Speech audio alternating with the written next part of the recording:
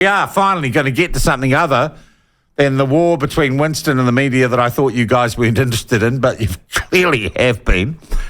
I want to talk about Professor Joanna Kidman.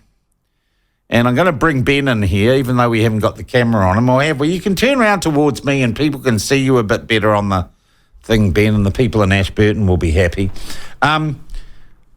So Ben, I asked a question Monday. Professor Joanna Kidman is the head of a thing called, now what's its Maori name, Ben? He Whenua Tauri Kora. So the whole thing is very confusing. There's a bunch of names for it, but He Whenua Tauri Kora is the name of the charitable trust through which they receive funding. And From then whom? So DPMC. And what's the thing called? It's called the counter. So the actual thing that they work out of Victoria University is the New Zealand Centre for Political Research Excellence into Countering Violent Extremism Online, or something to that effect. Say that again. Say that 3 times fast. Okay, so they are funded by the Department of Prime Minister and Cabinet, which is our money. That's taxpayers. Public money, yeah. And I think the way I understand it, there's been a series of rounds of funding specifically for countering extremism. And I think actually there might be another round going through the works now.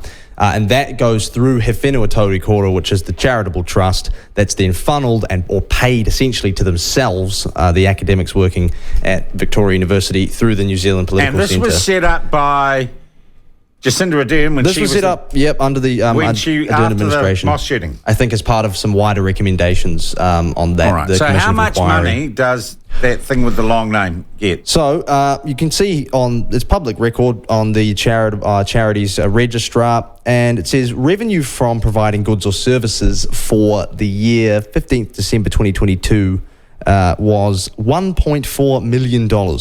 1.4 million. Now, they're not required to put down the salary for Joanna Kidman or anyone else on the board, I don't think, but 1.4 million, and that money is then essentially paid to themselves, funneled through to various different research projects. So the government says we're going to spend 1.4 million on the long-winded Centre for Anti-Extremism. They give the money to a charity which says we want tenders to provide the service of giving being anti-extremist. Joanna Kidman's and her mates at Victoria University win the contract or whatever. Probably wasn't a contestable process. No. They probably just got it from their mates.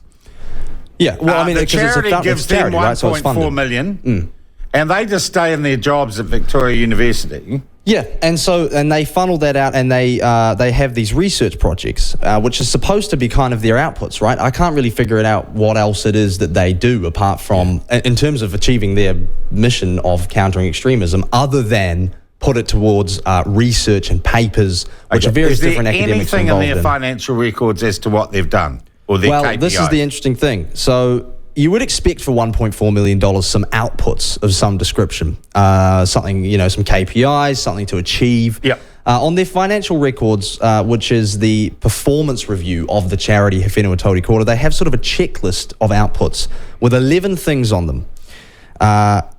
They haven't achieved any of those, except for 2 things, one of which was essentially paying themselves $1.3 million, so you can bet your bottom dollar they got onto that one quickly. Yeah. And the other one was having a hui in December 2022.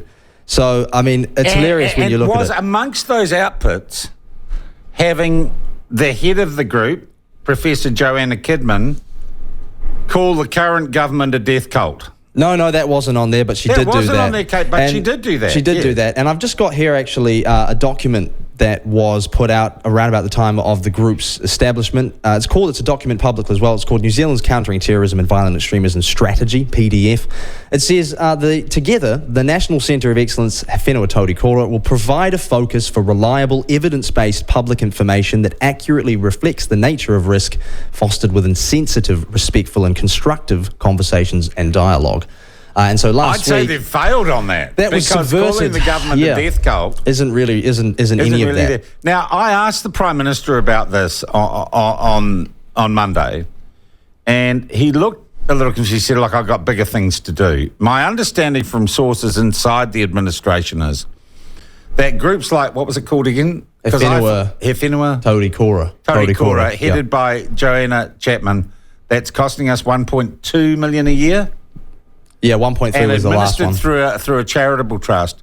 My understanding is the Prime Minister's office and this government is looking and saying there are organisations like this everywhere, and we're finding it really hard while we're trying to get on with a major reform program to unpick these little, and what would I call them? I'd call them first-class compartments on the gravy train. Yeah. And it's really hard getting the keys onto them and figuring out where they are, where all the luggage is hidden on the gravy train, and getting people off the train. We've published an article yesterday, actually, about charities, and please go to the website, go to the app, and read an excellent piece by Yvonne van Dongen on charities and charitable trusts and how they are often just a frickin' rip-off. And I think the last government, the last administration, in all sorts of areas, have used the function of public funding that goes to a charity or through a trust to some political mate of the minister who allocates the funding. And the real question I have is, Ben, and as the current government are finding, where's the accountability? Have you found anyone to talk? Well, no, I haven't. And I think at first we were going to the DPMC. They haven't got anything to say about it. It's their program. It's their program. That would be, to me, that would seem to be the jugular, right? The money goes through the DPMC. You cut that off. But the Victoria University employs them. That's sort of whose books she's on. And what do they say to us? They won't talk. They won't talk. So I spoke to them. I said, will you come on for an interview? It was largely about Joanna Kidman's comments because, sure, she has academic freedom, but those comments were kind of, many people would say, flying in the face of as purpose. You've just read out, completely counter to the principles of the 1.2 million we've paid her and her mate. Yeah. And they said, thank you for the opportunity. Actually, I've got the email here. Thank you for the opportunity, but we won't take you up on this. Well, it's not an opportunity. We're asking them to be publicly accountable for the money they're getting. Yeah. And so they said, and then I just basically went back and said, can I ask if the university is comfortable in continuing to employ Professor Kidman in that role, given her comments online? In the absence of an interview, a statement would be fine. But no, so they won't engage on that issue. And Professor Kidman, like, she hasn't attacked you on because normally she just put out an angry racist tweet. I think she's actually made her account private since getting a bit of flack for that comment. But this money, Sean, is going into these, and as best I can tell, it's going. Bloody Thorndon. As best I can tell, it's going to these papers, one of which is The Way We Never Were, Politicising Nostalgia, and just trying to extract the concept of extremism and violence from these benign things like Pinterest and nostalgia. I note Mohan Dutta, that guy who's just that Mohan Dutta, who's two ways short of a shipwreck. Yeah. He's involved in this as well. Okay, in terms what of about getting anyone money from the Disinformation Project, Sanjaya Hatatawa? No, there's Paul Spoonley, Max Saw, that lot. So it's just but this we're sort in a of situation where there is a program run by the Department of Prime Minister and Cabinet, one would think to be one of the most senior departments there is, right next to the Prime Minister. The Prime Minister and his office have no friggin' idea about what this outfit is doing. They have been insulated from any public accountability by paying it through a charitable trust to a university. The university is free to engage, and we've got $1.2 million of public expenditure a year, and we've just got no frickin' idea what they're doing with it. And that's the next thing to find out, which I'm going to go after, is can the university provide an example of 4 or more papers or bits of research which can actively show any progress towards the mission statement of that charity? Because I'm not convinced that they're really doing anything with that money or with that role. No, they're subsidising the wages of lefty academics. Well, let's find out. That's what I'm going to say. And is anyone going to come back and say not? I say you're on a gravy train. I'd say you're grifters and you're ripping off the public of New Zealand. And I don't think, I'm also going to say, for Chris Luxon's office to kind of backhandedly tell me, oh, it's all very complex. I think you got elected to get rid of this sort of rubbish. And you should get on with it, really. And maybe someone says talk to Seymour on the topic. Kidman seems keen on bagging him in public.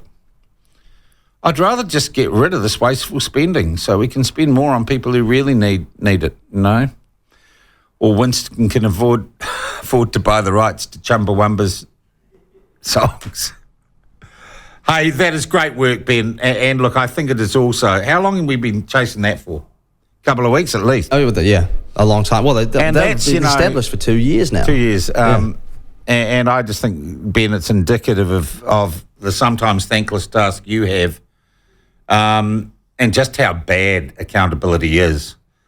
And I tell you why. It's because other journalists haven't been doing this for a long time. They've been sucking and swallowing those sorts of organisations and that sort of public spending because it's been done by their mates. Yeah, that's why.